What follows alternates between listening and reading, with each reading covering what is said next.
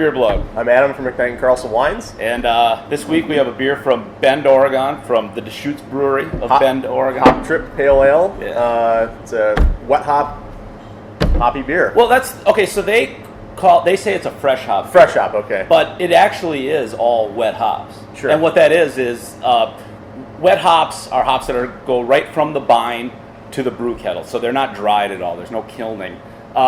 But some brewers will refer to fresh hops as hops that have been kilned and then within like days go into the brew kettle. Sure. But for the most part, I like the idea of fresh hops being wet hops. Well, I think they say less than 24 hours and still wet is the. Yeah.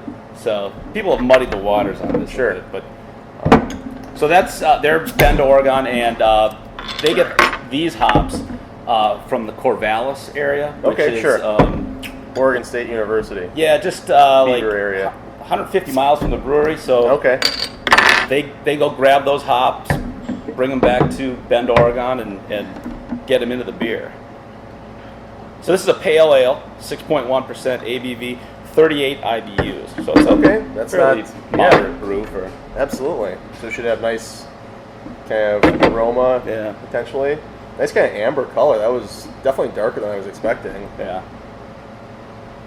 Classic kind of English pale ale color. Yeah.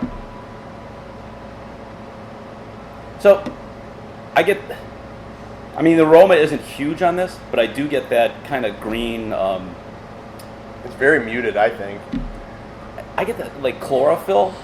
Is that right? You know that. Yeah, the very vegetal. Yeah, almost minty in a way. I get a little bit of that. I get some maybe caramel malt or. Yeah, there's definitely some caramel or Munich maybe. Yeah. And it's not so you can taste those hops. I mean, it has the that kind of I don't know that punchiness from the hops, but it's not bitter at all. No, it's not. Very mild. No, it's kind of smooth, almost slick on the palate. Mm-hmm. So the hop they're using in here for the fresh hop is Crystal. Okay, really? Yeah, which surprises me because I brewed with that at home, and I've used it in place of like Hallertau. Well, that's kind of more of a floral, spicy kind of thing. Do they use that for bittering as well, or? Yeah, it's typically an aroma hop. Okay. Flavor and aroma hop, but it doesn't. I mean, this taste is like nothing I'd ever associate with wet hop beer. Well, with that Crystal hop. Yeah. Oh, okay. Sure. Really, it changes the presentation of that hop for sure. This is not prototypical of a fresh hop beer to me. This is kind of more malt forward, I would say. What do you typically think of when you think of fresh hop beers? I think, like you said, kind of that really leafy kind of chlorophyll type flavor. Leafy, that's a good yeah. Just really kind of, and dank is a term often associated with that, I would say. I'm not usually a huge fan of wet hop beers, although that's been changing the last few years, and I think they started changing the way they actually brew these. But that vegetal thing you get from them doesn't typically appeal to me, and that's not so prominent in here. Yeah. So I really this does appeal to me. This is nice, but I've had a couple of people come in and say that they're not the greatest fans of the wet hop beers, and I think there's maybe a specific style to them that I've had a number of like. Founder's Harvest Ale is kind of the same style. It's kind of it's a heavier bodied, more malt forward, and I think if you're not a fan of these beers, you should try them again because what they were doing a few years ago is they were using all wet hops throughout the entire process, and that's where you'd get that vegetal kind of I don't know. It always tastes like weeds to me. Yeah, kind of stemmy. Yeah, but now most brewers aren't doing that, and they're not doing that. What they're doing is they'll use a regular hopping regimen, with bittering hops and with pellet hops or something.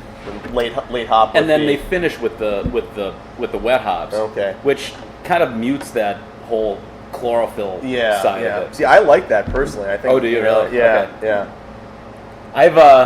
I've brewed a couple wet hop beers, and I did it the way where you use wet hops all the way through. Sure. They were freaking disasters. Yeah. From start to finish. Wet hop cluster beers. Never cluster, but That's an idea. Maybe I'll go for that next time. So that's Deschutes has another fresh hop beer that's available here in Oshkosh now, and that's the Chase and Freshies. Chase and Freshies. This year's features lemon drop hops, which have definitely a kind of a bright citrus aroma and flavor, kind of almost a tart flavor. Last year they used mosaic hops, but this year it's lemon drop, and this is cool. Obviously a beer best consumed fresh within 3 to 6 weeks of bottling, and it's very fresh right now. It's got a very nice flavor profile. Well, that's one of these things too. So like on this bottle they put best before December 27th, and with these beers I think that really is critical. Yeah, I mean, with that fresh hop flavor. Exactly. I mean that's they brew it to a certain style. They want that style to be enjoyed in that way, and it's But that's really cool about this, because I mean, really, the whole seasonal thing has turned into such a bullshit deal where pumpkin beers are out in July and Oktoberfest or in early August. Yeah. This is a beer where they can't cheat on it. It has to be seasonal, because you cannot brew a fresh hop beer until the hops are picked. Exactly. You only have fresh hops one time a year, and so that's cool. No, absolutely. Okay, so anyway, we had a great event last night at Gardina's, our Oso cast tapping. Thank you to all those who showed up for that. It was enjoyed by all, I think. So that's cool. Fantastic. Well. Sorry you couldn't make it. I wish I could have been there. You know how it goes. So I have to mention something. Mm-hmm. We opened this with a Blatz bottle opener today. Okay. Can you guess why? No. Here's why. Okay. Because the first fresh hop beer in Oshkosh was made by Blatz in 1957. Really? Yeah. So they used a little bit different process. They were taking fresh hops and then pulling the oils out, distilling the oils out, and then slamming that into their beer. Oh, really? But yeah, this whole fresh hop thing is nothing new. Huh. You mentioned Blatz. Pabst. I was at Oblio's last night. Old Tankard Ale? Did you have it? I had it. Awesome. What do you know about it? I had a sample of it, and it wasn't bad. I can't wait to try it. It wasn't bad. So that's a beer that Pabst, brewed after Prohibition. It kind of died out in '72. For a little bit in the '90s, they revived it. Okay. But it was, a done deal. But yeah, now they're bringing it back. It's being brewed by Wisconsin Brewing Company. That's what our mutual friend John Hatch was saying. Yeah, so it's a 5.8%, I think, pale ale. Yeah. A traditional kind of American-style pale ale. I liked it. I would have ordered a pint of it. Yeah, I can't wait to try that. It was very nice. All right. Cool, Ab. Awesome. Prost. Cheers.